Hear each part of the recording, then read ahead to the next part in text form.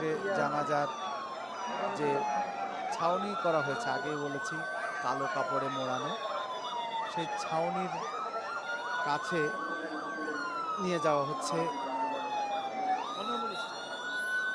Prison ভ্যানটি, freezing van, যে fridge ঠান্ডা যে গাড়িটিতে বেগম খালেদা জিয়া রয়েছেন সেটিকে সেখানে নেওয়া হচ্ছে।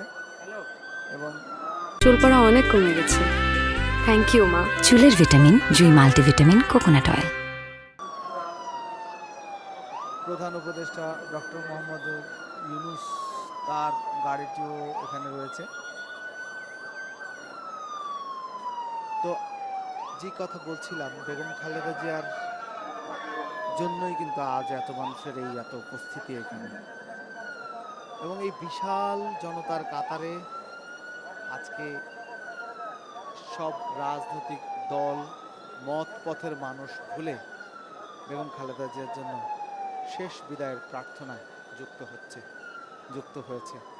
এইখানে যে উপস্থিতি লাখো লাখো মানুষ, তারও বাইরে যারা গণমাধ্যমে, টেলিভিশনে, সামাজিক যোগাযোগ মাধ্যমে এই জানাজা দেখছেন, তারাও সেখান থেকে দোয়ায় শামিল হবেন, শরীক হবেন, যুক্ত হবেন। বেগম খালেদা জিয়ার শেষ জীবনটা অনেকটা নিঃসঙ্গ কেটেছে।